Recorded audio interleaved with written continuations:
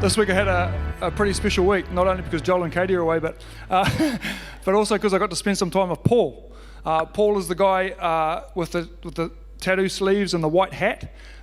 So I got to spend some time with him, and it didn't go so well with him, with the engagement. Like no, it actually went really, really well.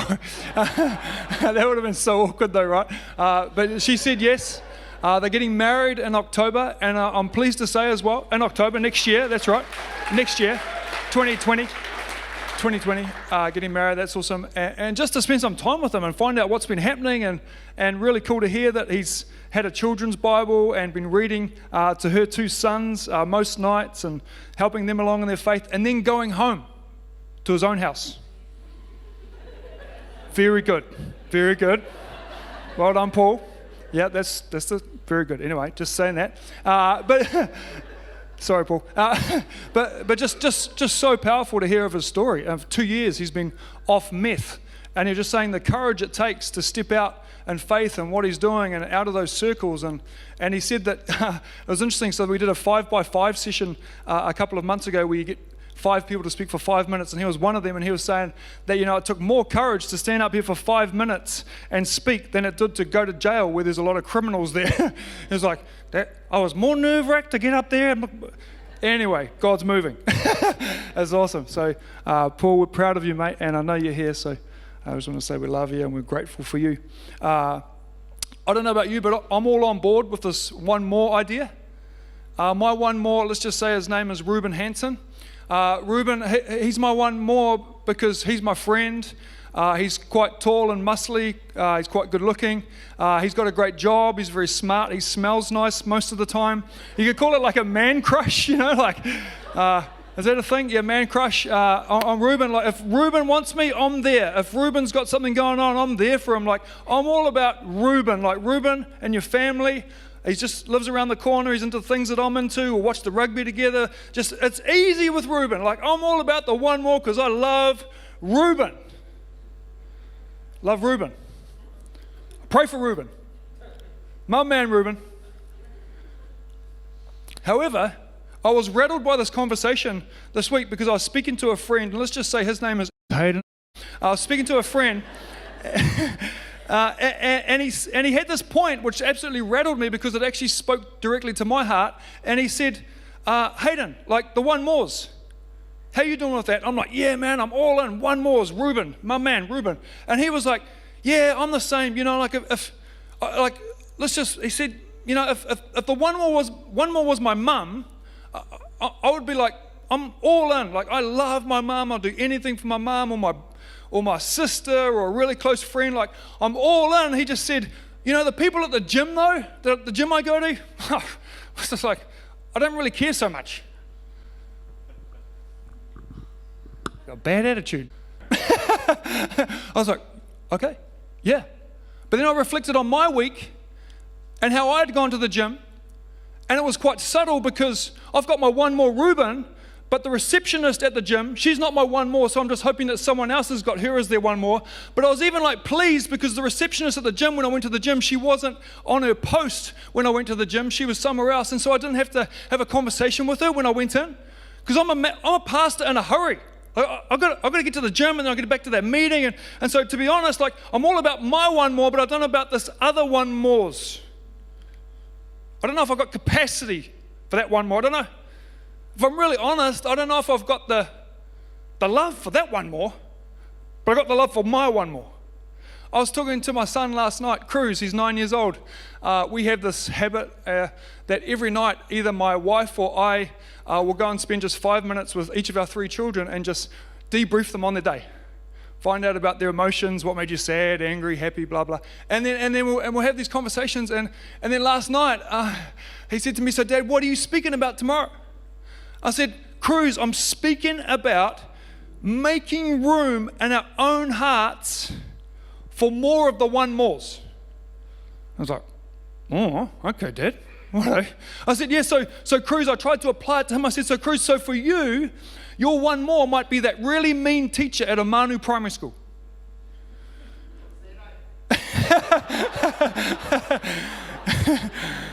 He said, Dad, I can't think of a single person I can't think of a single teacher. I was like, okay, let's try another one.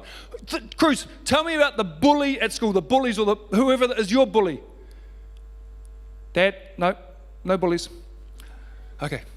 Cruz, what about all those people in your class who talk too much and really annoy you? There's a lot of those, Dad. Yep, lots of those. I said, so Cruz, they could be your one mores. He's like, Dad, no, that's impossible. They're all girls.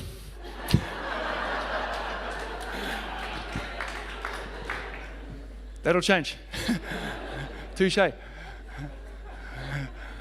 It's true though, right? Like that the one more is like we can have a love and an empathy and a compassion for our one more, but if there's more one mores, we're like, well, I don't know if I've got the time or the energy or the capacity for them.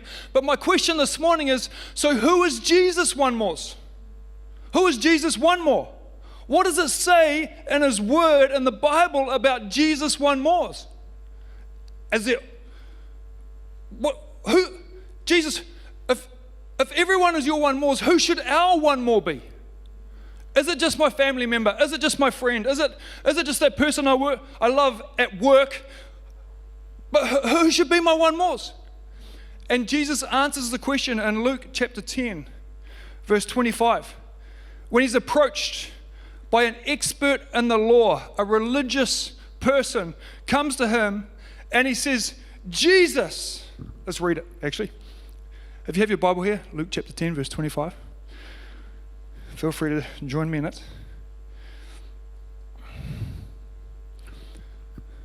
One day an expert in religious law stood up to test Jesus by asking Him this question. Teacher, what should I do to inherit eternal life? Jesus replied, what does the law of Moses say? Moses was the guy that collected the 10 commandments. He led the Israelites out of Egypt. Jesus replied, what does the law of Moses say? How do you read it? He's saying, what do you think? The man answered, you must love the Lord your God with all your heart, with all your soul, all your strength, and with all your mind, and love your neighbor as yourself. Ka pai, tēnō pai.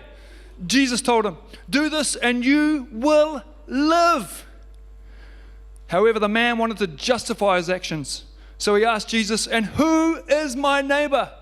Jesus, who's my one more? Tell me, who's my one more? Jesus replied with a story because he was good at that. A Jewish man was traveling from Hamilton to Mount Maunganui because he had seen the light. And my wife was from Hamilton originally. She saw the light. And he was attacked by bandits. They stripped him of his clothes, took all his clothes. They beat him up and they left him half dead beside the road. By chance, a pastor by the name of Hayden Reid came along.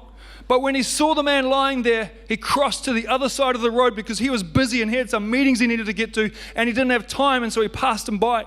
A temple assistant by the name of Jared Harper, also who worked at the church, walked over. He went to another level and he looked at the man lying there, but he also passed by on the other side. Then a despised Samaritan. At this time, Samaritans and Jewish people were enemies to one another. They despised one another. Samaritan came along, and when he saw the man, he felt compassion for him. Everyone say compassion. Going over to him, the Samaritan soothed his wounds with olive oil. Wow. And wine. And bandaged them. Then he put the man on his own donkey and took him to an inn where he took care of him. The next day he handed the innkeeper 2 silver coins, telling him, take care of this man. If his bill runs higher than this, I'll pay you the next time I'm here. Now, which of these 3 would you say was a neighbor to the man who was attacked by the bandits? Which of these would you say acted as he was a one more? Jesus asked. The man replied, the one who showed him mercy. Then Jesus said, yes, now go and do the same. It's interesting because as I've been studying this passage of Scripture and trying to understand it further and actually look at my own heart, what I've realized is that word compassion, it actually has a deeper Greek meaning. This Bible was originally written in Greek, and the actual the deeper meaning of the word compassion actually means gut-wrenched. Actually means felt it deeply on the inside of his gut. that the Samaritan man, when he saw the Jewish man beaten, he was gut-wrenched over his situation. And I don't know about you, but those first two religious leaders, I think what happened was actually they just saw this beaten, half-dead Jewish man as just an inconvenience. They had important things to do.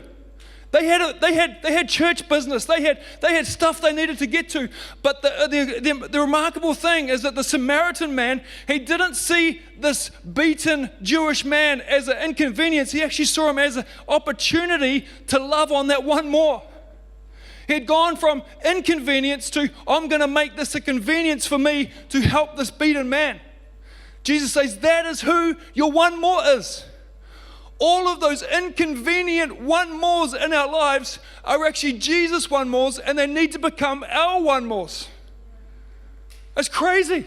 Yeah, let's clap. Why not? Thanks, Tony.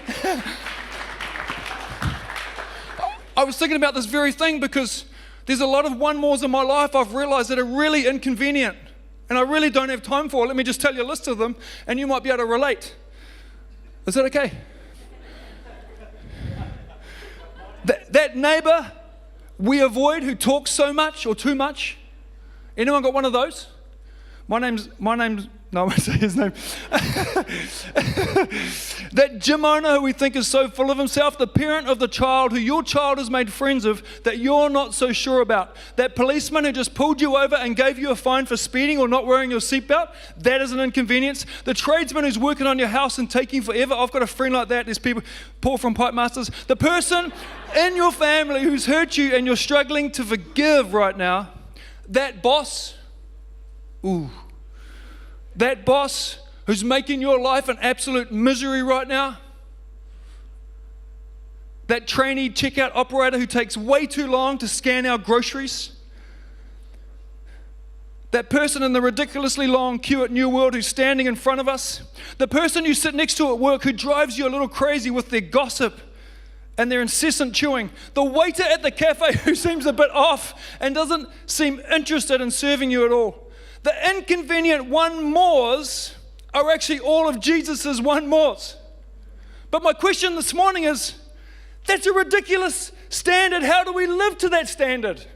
Because if you're anything like me, and my rotten heart, if I'm completely honest, is that, yeah, I've got time for Reuben, but I don't actually have a lot of time or compassion or gut-wrenching love for all of those inconvenient one mores. That is an incredibly high standard to live by. Jesus, are you sure? My one more is all those inconveniences? That person that's in the front of the queue, that person at my work, that person, that family member I don't like to spend time with, they are all your one mores, and you're expecting me to be, that rhymes, your solution. It's too high a standard, it's ridiculous. Because we've got busy lives, right? Hayden, let me tell you, I've got some problems. I'm just getting by with my business, which is blowing up, and I'm busy. I've got anxiety and depression. I've got so many things happening. I've got kids and families and bills to pay and things to do. And how can I have time for those inconvenient one mores that seem to just keep falling into my path? It's a ridiculous standard. What is the answer? You guys going to tell me?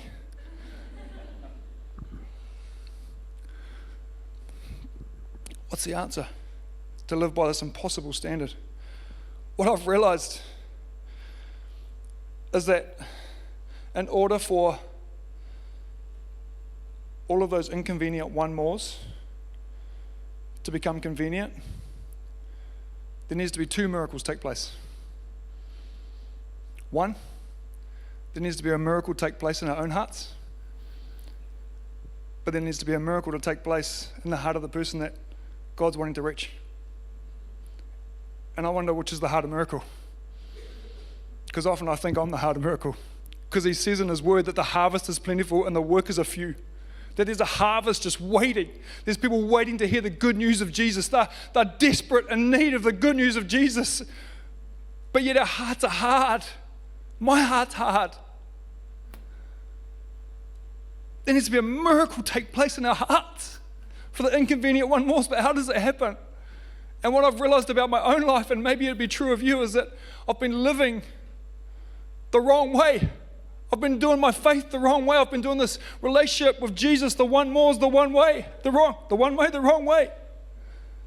I've been going about it the wrong way. I'm a pastor, I should know better. I've been going about, what's the answer? The answer, I think, is to go to Bali. Last year, my wife and I went to Bali, and I don't know, in order to be a surfer, do you need to be able to stand up? I don't know, I don't stand up so well, but I go surfing, and I attempted a reef break in Uluwatu that is suggested as only being a standard for someone who's either a semi-professional or highly expert surfer. Anyway, I went, here's me here, I'm about to do something in my pants, and because my wife had like egged me on, she's like, you can do this, she'd like given me the best sermon ever, you got this, courage, the paddle belongs to the Lord. Anyway, I'm about to go surfing, and I paddle out, and as I paddle out over the reef and start to paddle towards the point where the waves are actually breaking me, you need to catch them, I was just like started out strong, and I felt like, oh man, I'm in the pocket here, I'm sweet, I'm good, I'm feeling strong. And as I paddled towards the reef break, I just wasn't making any headway. The whole time I was just like stuck in the same place. And I'm like, I can't get there. But all these other surfers just seem to be able to paddle over to it. I'm like, what's wrong with me? And so I literally paddled for half an hour to try and get to the break, and I just couldn't make it. And then all of a sudden, it was like an angel paddled up behind me. Here's an Aussie. He's like, hey mate, g'day mate, come my house for a barbie. And he said, look, mate, you're paddling in the wrong spot. You need to paddle out another 40 meters. Because if you paddle out another 40 meters, there's a current that'll help carry you right down to the point. You're paddling against the wrong current. And I thought, man, that's so me in my faith. That's so me. That can be so us in our life, is that we're trying to do it under our own strength. We're trying to make things happen under our way, but there's a better way. There's a better way. And Jesus said the answer is this. He said in John chapter 14, verse 15, Jesus said, if you love me, you will keep my commandments. If you love me, you will keep my commandments. And if we get that, and if we look at that, what I've realized is that so much of my faith, and I think our faith and reaching the one more, is it can be about us doing the right things. Reaching the one mores, loving our one mores, making sure that our one mores are cared for, reading our Bibles, praying, fasting, trying to do all these things to achieve a certain standard, but the answer is actually on the other side of the comma. We've been living on the wrong, we've been doing our faith under the wrong side of the comma. If you love me,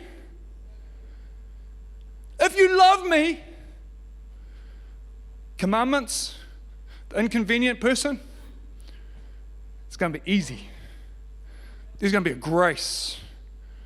Jesus said, my yoke is easy, my burden is light. It's not going to be a burden. That inconvenient person will not be a burden. He says, my burden is light, but we keep living on the wrong side of the comma. He says, just love me. Love me, and you will keep all of my commandments. Love me, and you'll have all the source of power and strength and energy you need to love that inconvenient one more person who's in our lives. But we keep thinking, I have to be the one to do that. I must read my Bible. I must pray. I must fast. I must do that. I should. Guilt, condemnation. And we can end up striving in our faith, but there's a better way. And Jesus is saying, come to me. He actually says it beautifully in the Message translation. He says, are you tired, worn out, burned out on religion? Come to me, get away with me, and you'll discover, and you'll recover or discover your life. I'll show you how to take a real rest. Walk with me and work with me. Watch how I do it. Learn the unforced rhythms of grace. I won't lay anything heavy or ill-fitting on you. Keep company with me, and you'll learn to live freely and lightly. And you might be sitting here today and you'll be like, but Hayden, how do I love him? How do I love God? How do I live on the right side of this comma? What does it even look like? How do I do that? And one of the best examples I found of that this week was that a friend of ours, A friend of mine, I was around at their house and I was just chatting with them, and I was chatting about my message, and I was saying, man, all these inconvenient one mores, like, how do we even make space and time for them? And she said, well, it was like this for me, Hayden. I've got an exact example of this. She's more honest than nice. You know how some people are like more nice than honest? Well, her husband's nice and honest, but she's more honest than nice. Anyway, she says, look, I have this book club that I'm a part of, and the only reason I'm a part of this book club is I want to reach them for Jesus. But she said, my actual one mores are our neighbors, but I'm in this book club with 10 other women, and then there's some of the women, she said, I don't even like them at all. I don't like them. That's really honest. And she said, but just the other night, one of these women who I liked the least came round to our house because she was having the book club at her house, came round to our house, but she was 40 minutes early. I know, so rude. And she was like, but I've got work to do. I've got to prepare the house and the snacks and all the stuff. But this lady, she came around, I don't even like her. She came around 40 minutes early, and she said, in this moment I had a decision. She had to choose between what side of the comma she was going to live on. Was she going to, I have to have this person in my house. I need to, I should have this person. I should let them in. Or do I just send them away? Because she's out of line. And she said, she said, in this moment, she's like, well, God,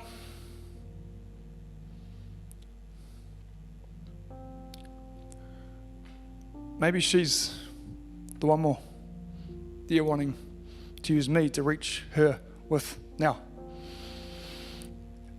And so I imagine, she didn't say this, but I imagine she took a deep breath and she said, God, I need your strength. I love you. Help me love this one more. And then she said it was incredible because she walked down, and then she said she had 4 opportunities within that 40 minutes to open the door towards inviting her into this amazing, loving God. She said, I took her into their bedroom, and in the bedroom they had this psalm. They've got Psalm 23 up right around the edge of the wall. And this lady, she read it, and she was blown away, and she was like, wow, this is amazing. But I find it so interesting because she said, after spending this time with this lady, she said there's like, she felt, you could tell, even she was telling me the story, that she felt alive. Jesus said, you will find life when we step into His love and allow Him to work through us into those inconvenient ones that He places in our life. All the resource, all the energy, all the strength that we need is available